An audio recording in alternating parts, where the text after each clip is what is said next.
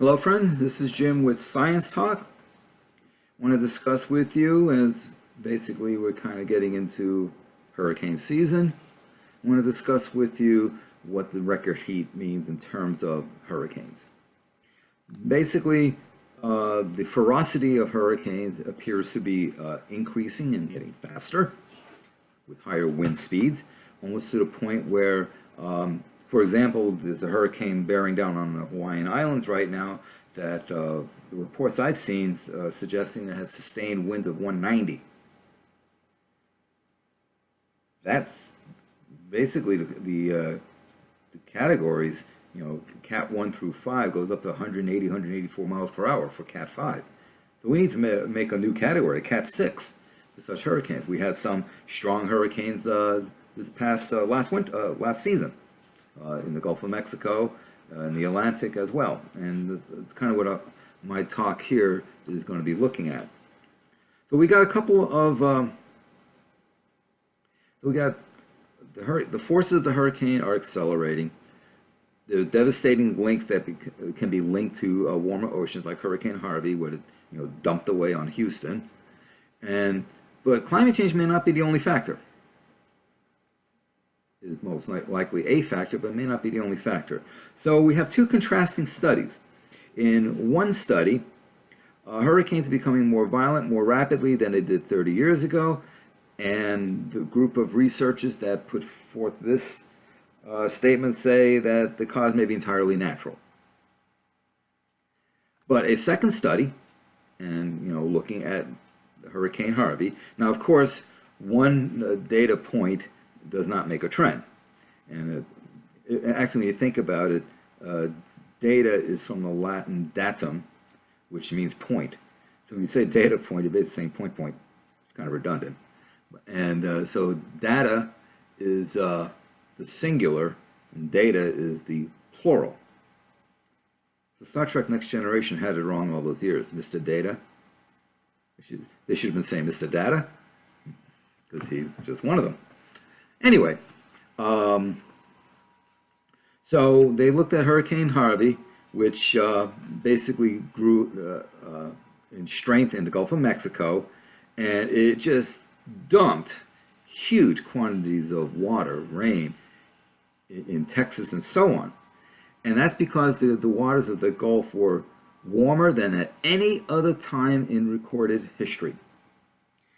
And they were warmer because of all the heat absorbed by the surface waters, the heat that was the result of increased CO2 in the atmosphere. And that's basically what the second study is putting forth. And when you look at some of the other storms that occurred last year, Irma, Jose, and Maria, and and just going before that, like Katrina and so on, and then there's Sandy that pummeled the tri-state area. For those of you who are from there, you know what I'm talking about. To say that it's entirely natural, I do not think is accurate. Are there natural variations? Of course. But you have to tease out the contributions, if you will. And that's where some of the videos I've done where I discuss the statistical contributions. How much of the variation is explained by such a variable, and so on. I presented a video. I talked about basic statistical testing and how to look at probability values in ascertaining the strength of a result, significant or otherwise. And I'm thinking of putting together a video discussing simple regression models just to help explain how we use models and how we use that to ascertain how much of a contribution a variable makes to any observed differences and responses that are seen. For example, in my previous video, I talked about the Milankovitch. Okay, when you look at the Milankovitch models in relation to ice ages, Milankovitch explains about, what is the latest, no, I'm trying to remember the number. So I think it was about 73% of the variation in the climate. So obviously, it's not the complete story. It's not like, well, the Milankovitch model and cycle explain 97% of the variation. Okay, boom, basically solved that issue. 71%, yes, it's a major significant contribution, but it's not the total story, so what else is at work here? So things like that. So when you look at regression models, you look at the R-squared value, that basically will tell you how well the data fits the modeled line or curve. So I'm thinking of putting together a video along those lines for you folks here. So these studies looked at the machinery of what goes on here. Researchers from the Pacific Northwest National Laboratory looked at how fast 4 of 2017's hurricanes, Harvey, Irma, Jose, and Maria, intensified. Episodes in which maximum wind speed increased by at least 25 knots, basically, which is approximately 46 kilometers per hour, within a 24-hour period. So notice it ramped up pretty quickly. They report in Geophysical Research Letters, that's a journal, that they examined 30 years of satellite data from 1986 to 2015 to find a pattern. Researchers have repeatedly warned that hurricane hazard must increase with global warming, that hurricanes will be able to travel to higher latitudes, and when you consider the Gulf of Mexico, it will do a lot more damage down there. But as typically, climate change is not the complete answer, it's just part of the answer. The latest study did not find that storms were intensifying rapidly more often than usual, but the researchers did find that when a storm grew at speed, it became much more powerful within a 24-hour period than such storms did 30 years ago. Wind speeds had gained 3.8 knots, or approximately 7 kilometers an hour, for each of the 3 decades. So basically, wind speed is increasing much faster. The storms are ramping up faster. So it's going quickly from tropical depression to tropical storm to tropical, to Hurricane Cat 1 to Cat 2. It's going much faster. It's obviously being driven by the warm waters. It's gaining the energy off the surface of the ocean to intensify more quickly.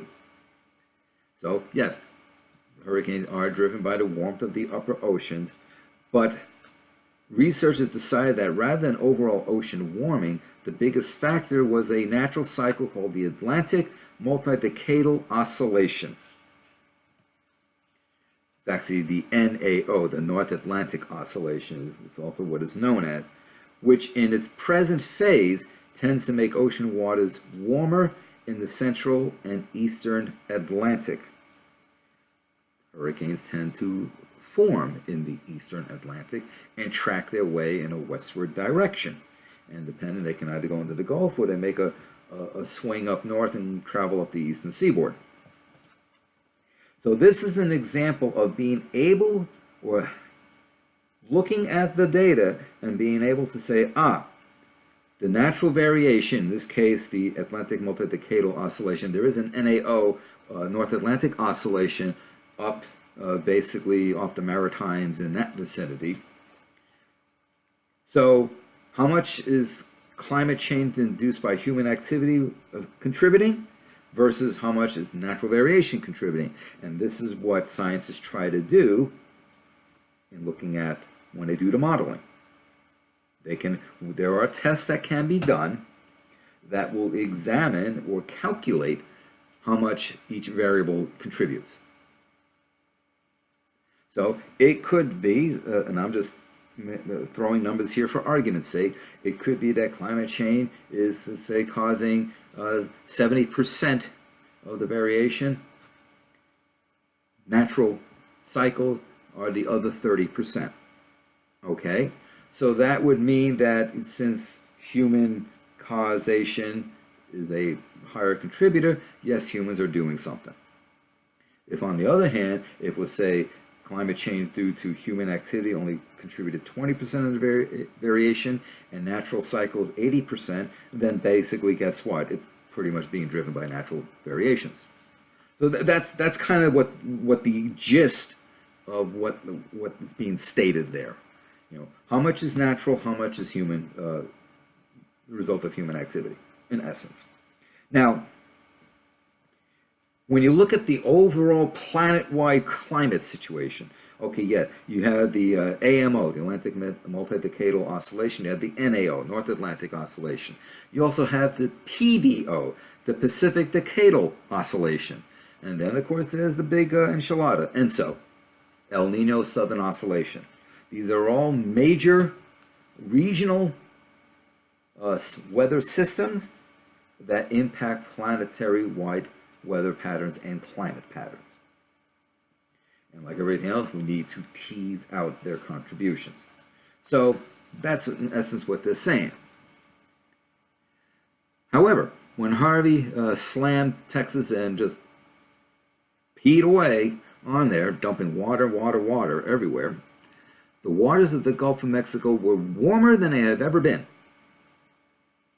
Even when accounting for the AMO, it was still warmer than even the AMO in its warm phase would have predicted.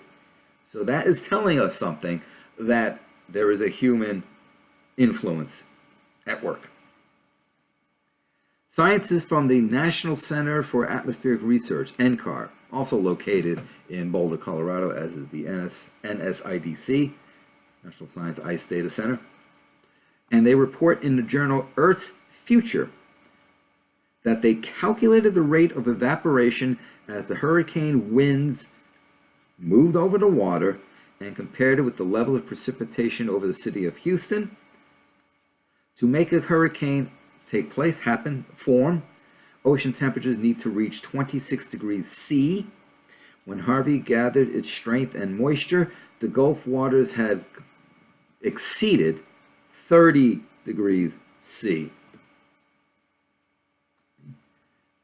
That's basically, if you that's an increase of 4 degrees C, which is basically 7.2 degrees Fahrenheit. So, Kevin Trenberth, who is a senior scientist with NCAR, states, "We show for the first time that the volume of rain over land corresponds to the amount of water evaporated from the unusually warm ocean.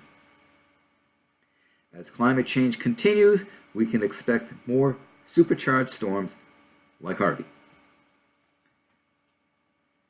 And just as an interesting side note here, so far the predictions for the current Atlantic hurricane season is basically an average one. We shall see. Thank you for your time. We'll talk soon. Hey folks, just a reminder to please subscribe and click the bell so you know when I drop a video. Please share my videos. Please tell others of my channel and of the work that I do.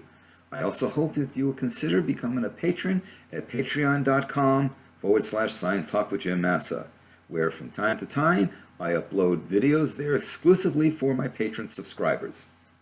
Details in the description box below.